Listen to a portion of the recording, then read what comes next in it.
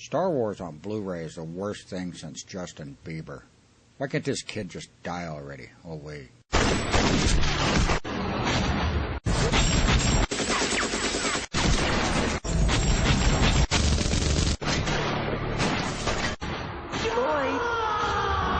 So now that Star Wars is dead, and Star Trek just sucks, even Hollywood can't come out with anything good. They just keep making stupid sequels out of even stupider cartoons.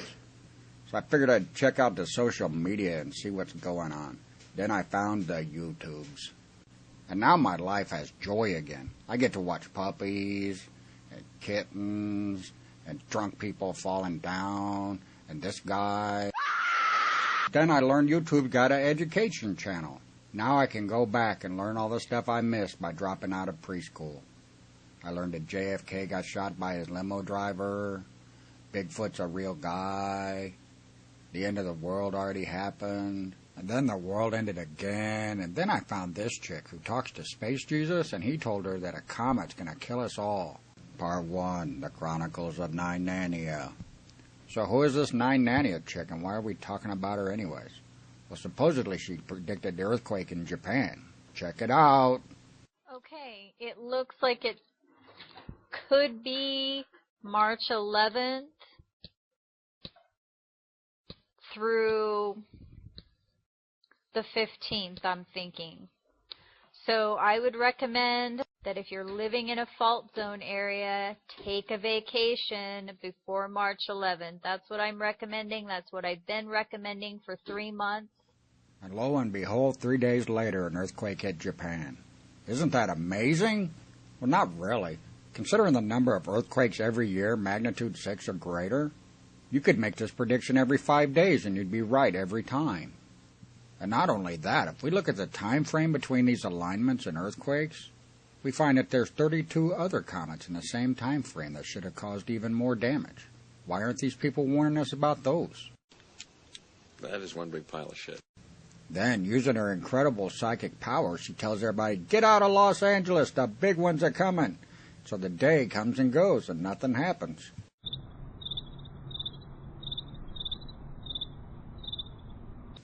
Oh, I guess Jesus was just fucking with you, huh? So after her predictions are wrong, what does she do? She keeps making more predictions. And they turn out to be wrong, too. Hey, dipshit, I got an idea. How about this? How about you make an apology to all the scientists that you said were covering this shit up and lying to everybody? Because now we know they were right the entire time.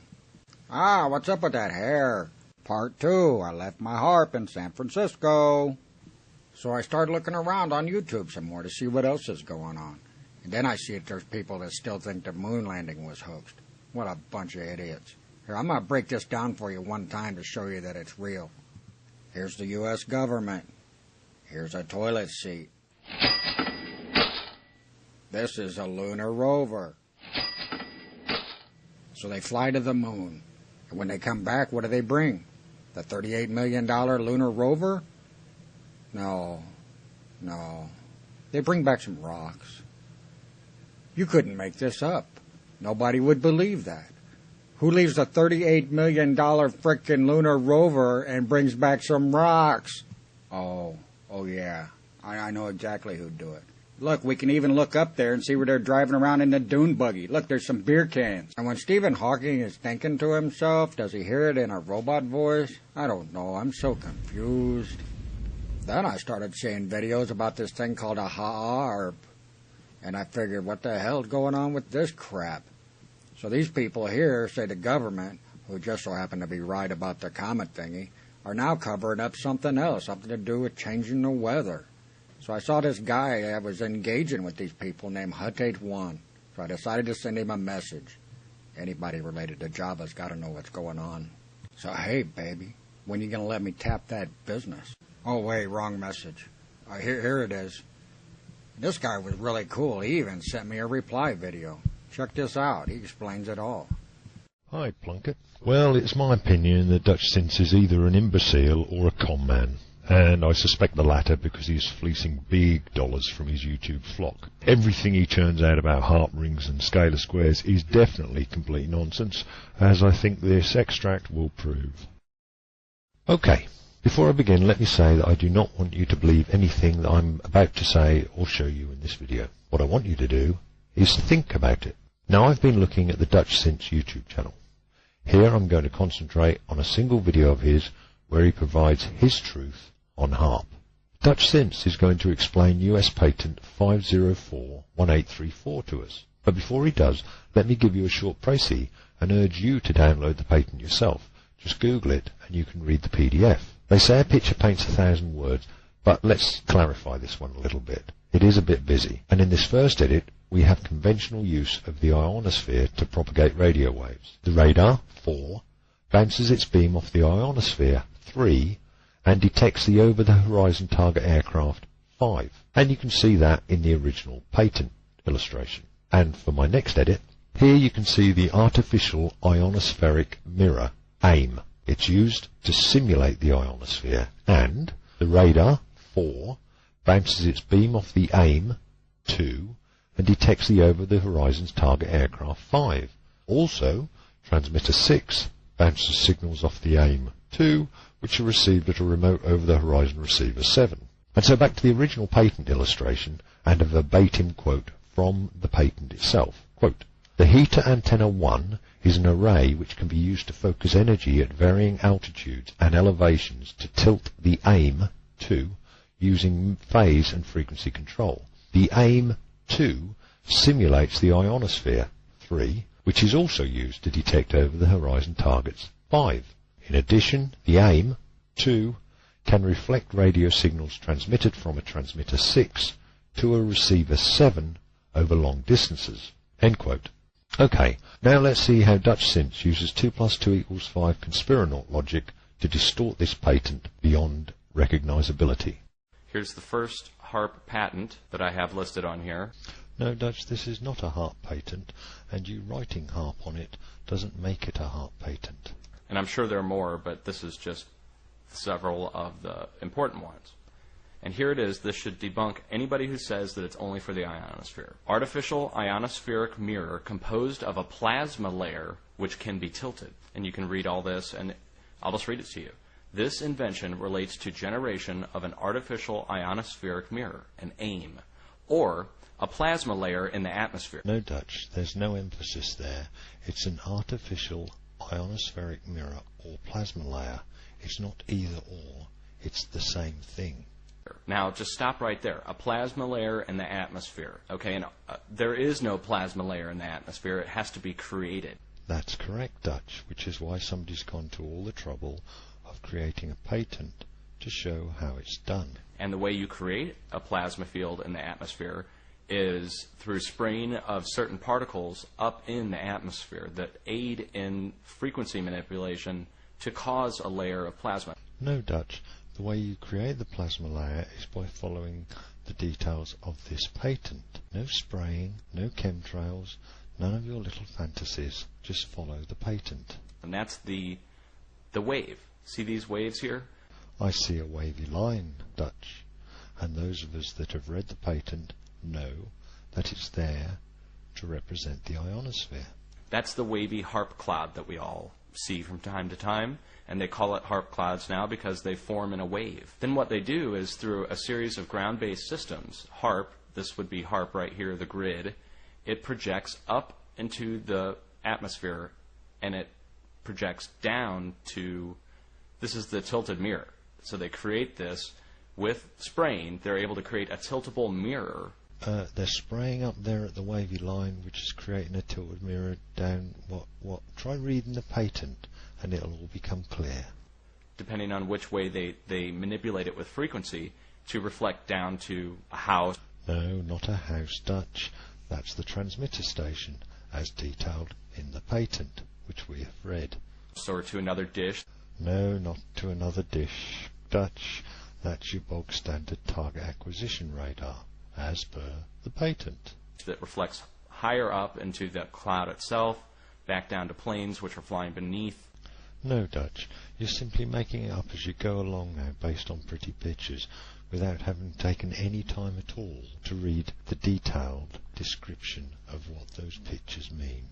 Okay, so let's go on. The AIM is used like the ionosphere to reflect RF energy over great distances. A tiltable aim is created by a heater antenna controlled in phase and frequency. The heater antenna is the ground-based system.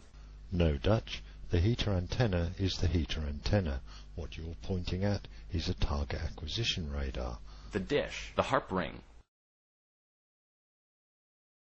that we're seeing. And they're launching it from HARP or from other facilities. It comes back down to the ground-based system that then relays it on. And so we're seeing these relay systems pop up from time to time at different cities and different spots. They've apparently put them at NEXRAD sites. Utter nonsense. NEXRAD is weather radar. It has absolutely nothing whatsoever to do with HARP and absolutely nothing whatsoever to do with this system. Let me continue on. The heater antenna phase shift scans a beam to paint a plasma layer. In other words, it scans out a beam, and we see the beams in what several of the HARP researchers call beam attacks. And it's not actually an attack now. I think we can determine it's actually part of the same system. Frequency is changed to refocus at continually higher altitudes to tilt the plasma layer. Okay? And that explains our concentric rings inside of each other. As they go up, they change frequency, and it goes basically through the spectrum. What does that even mean, Dutch? You're just throwing words out randomly. Now, okay, that's this patent here, and they've got a couple diagrams, how it's the control module, focus points, that kind of stuff. But I want to take you back now and take you one patent down. Is it still part of this first one? Maybe it is. Ah, okay, it is. It's in the first patent still. Great. Okay, see this here? See this square and how it's being projected down from 22? No, Dutch. I see how the square is projecting up to point 22, as per the patent, and I quote, "Simulation shows that when an array 20 is focused at a point 22, electrical field power peaks at the focal point." End quote.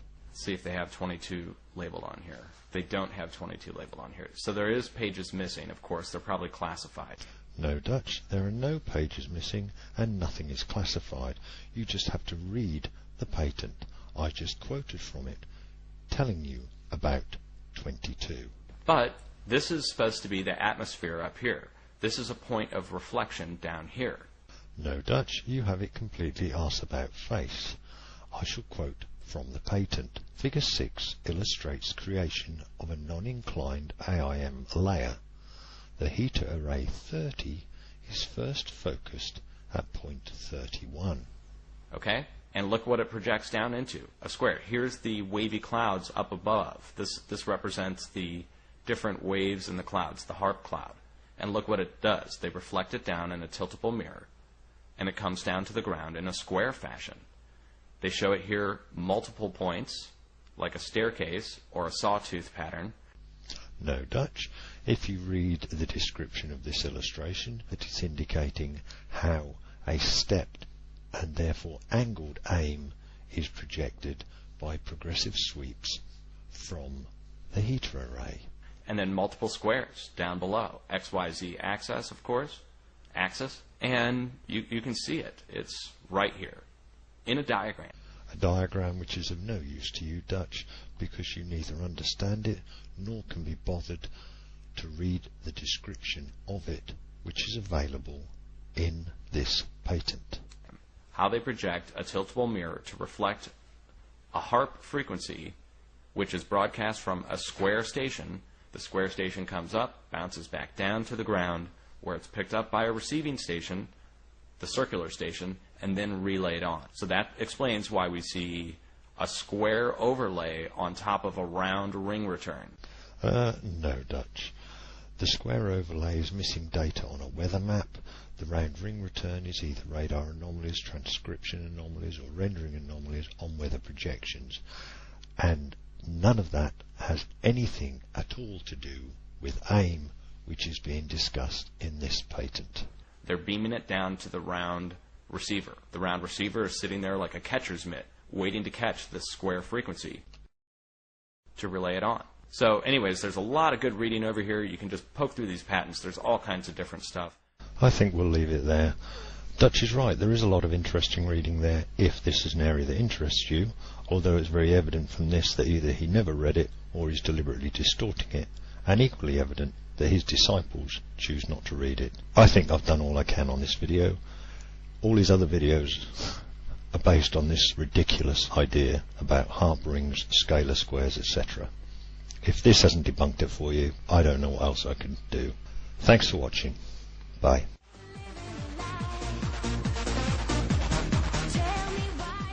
Damn, I ain't seen an ass kicking like that since I whipped off on those hookers last week. Part 3, who BP'd in my Wheaties. So now I can finally get back to trying to learn some stuff on YouTube. And trying to score some ass. Which reminds me, I gotta check my pizza rolls. I like pizza rolls. You guys like pizza rolls? Send me your information and I'll send you some pizza rolls. Just send me some fucking money. And some people don't think that the jet fuel can burn hot enough to melt steel at the World Trade Center.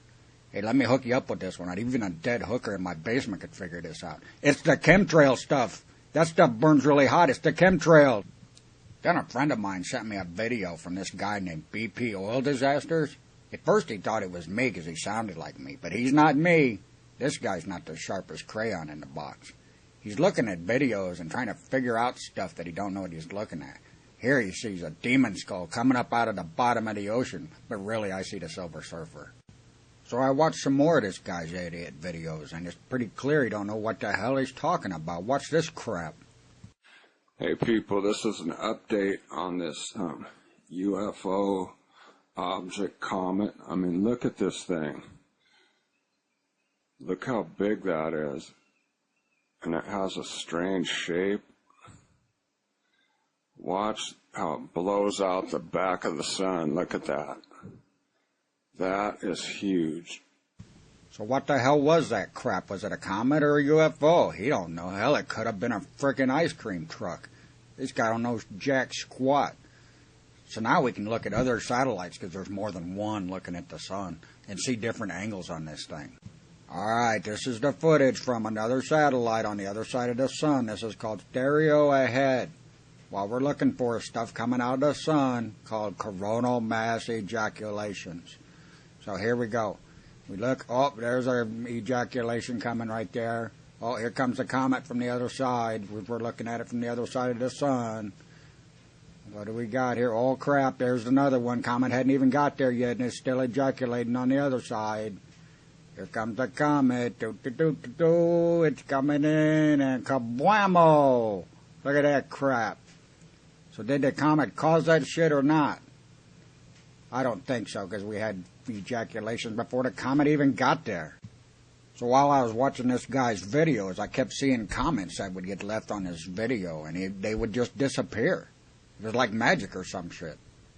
I'd look at the video again, a comment would be there. I'd watch it again, a comment would be gone. Is this guy David Copperfield or some shit? What's going on? So I figured this other guy must be magic or some shit, because he can phase shift in and out of YouTube. So I sent him a message. Hey, YouTube guy, what the hell's going on with this clown? Why, sure, Mr. Plunkett. I'd be happy to help clarify things for you. If you watch the rest of this video, I'll show you exactly why BP Oil Disaster is one of the biggest hoaxers out there. He has many pointless videos of Soho and stereo A and B footage. The problem is that he has completely no idea of what he's talking about when he looks at them.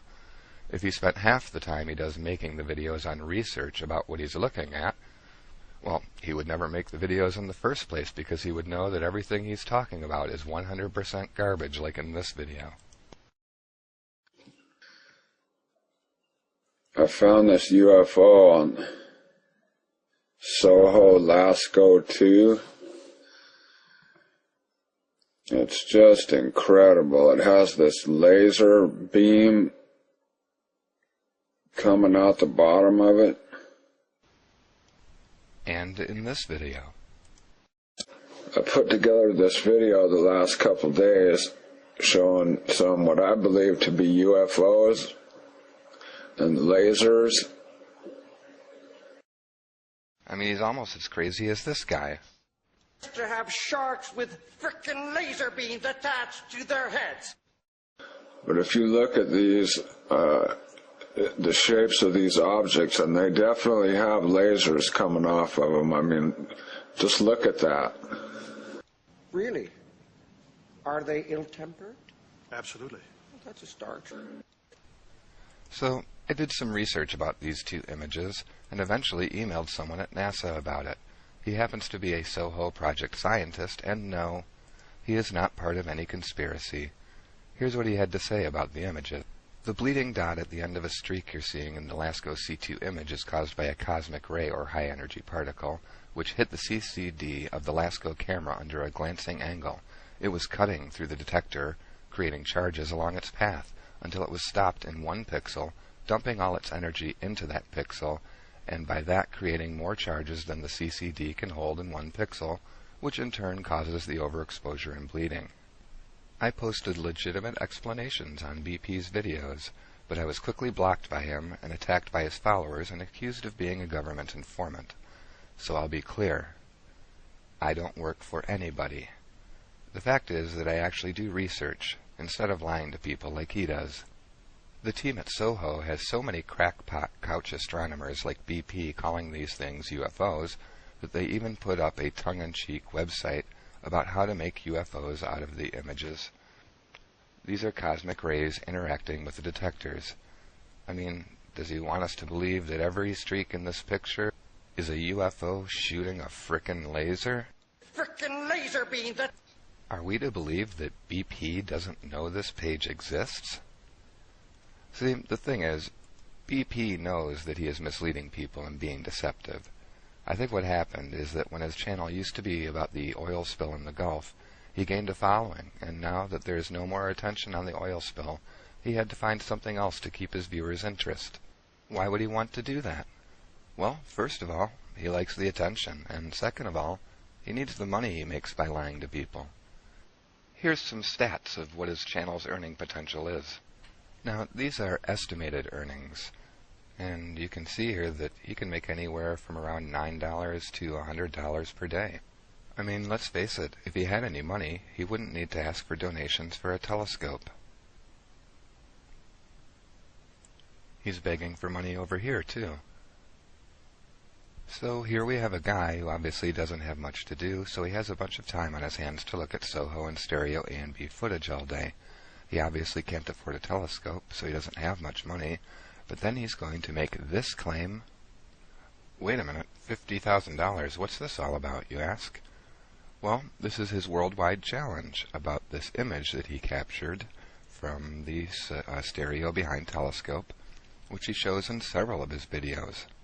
He captured this picture from stereo behind EUVI 195, and in the upper right-hand corner, he seems to have found a miraculous UFO. Then a few days later, he went to the NASA website to look at it again, and it was gone, and this picture was in its place. From the same stereo behind EUVI 195, from the same dates. So I guess that's why people probably accused him of photoshopping this image in to the photo, and he subsequently issued his $50,000 worldwide challenge. But since he knows that this image was on the website before this image, of course BP's solution is that NASA is covering up UFOs in its images and then deleting the data. And somehow he noticed the URL was different in the two images, because the original URL ended in N7EUB, whereas the new URL ended in N4EUB. Don't worry, I'm going to get to how a guy who can't afford a telescope can afford to offer $50,000. Bear with me. Let's go to the stereo website. By the way, this web page is not hidden anywhere. It's on the stereo website under the Learning Center. It explains that basically stereo has two separate telemetry streams coming down from each spacecraft. One is the space weather beacon telemetry, and the other is the science recorder playback telemetry. And I'll summarize. Basically, the beacon telemetry is a crummier photo. It's not as sharp or crisp. and the Science Recorder playback telemetry is the higher quality version of the photo. I encourage you to read the information on this page. Beacon telemetry, higher quality scientific telemetry. Blurry beacon telemetry, crisp scientific telemetry. The website goes on to explain that these temporary beacon images are replaced with the full quality versions as they become available, generally about 2 or 3 days later. This web page then goes on to explain that beacon images can always be recognized by having the character 7 near the end of the file name. For example, N7EUA, while the full resolution images will have the character 4 in that location. Beacon image, 7EUB, scientific image, N4EUB. I really don't think this information is news to anybody who seemingly spends all day on the stereo website.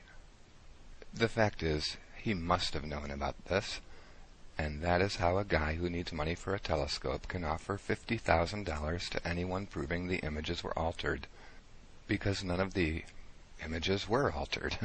They're just 2 different images compiled by 2 different sets of data. The problem is that BP claims that this image and the data were taken down from the NASA website, but the fact is that's massively incorrect. The stereo website clearly states that although the initial Beacon JPEG images on the browse pages are replaced by high-resolution images as they become available, the original FITS versions of the Beacon files are saved. Let's find out about these FITS files. He was looking at stereo behind. So we'll go to the files for the images from the stereo behind telescope and the EUVI. Now this is a large file, so it takes a minute to load. There they are, and then if we scroll down to the files for January 22nd, 2011, here it is. And open that file. And then scroll down and look for the file name in question in BP's image, which is here. 2011-01-22-104530 N7EUB, which is the same file name as BP's image, 2011-01-22-104530 N7EUB195. I saved a copy of this file to my desktop already, so if we open it using the appropriate software to read this FITS file, in this case, I'm using SAO Image DS9 software that I downloaded from the Harvard website. And I know this image doesn't look quite the same as BP's image, so let's see about that.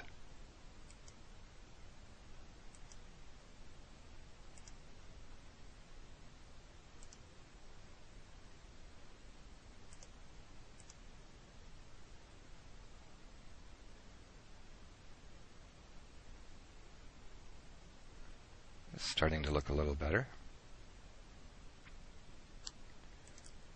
And we'll just take a look at BP's favorite corner, and by gosh, there is the image. And it's right here on the NASA website. It seems they haven't taken this information down at all. So if we had a lot of time to sit here and play with all of the contrast and color, we could eventually get this to look very much like BP did in his photo when he messed with the contrast and the brightness. But I don't want to be a bore. The point is, the data is still on the NASA website, and BP lied when he said it was removed.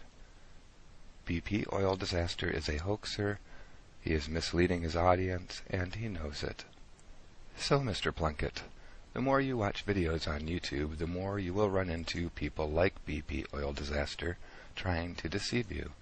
My advice would be to get used to doing your own research and to follow users who are well informed and do their own research. I hope I have helped, and feel free to visit my channel anytime. So I guess that pretty much wraps up my movie thingy about learning stuff on YouTube. And for all the clowns featured in this video, they get a free copy of my new book. And don't forget to check out the people that gave me a hand. And subscribe to their channels if you like them. And be sure to click on that thumbs up thingy down there at the bottom, because that makes me think you guys like me.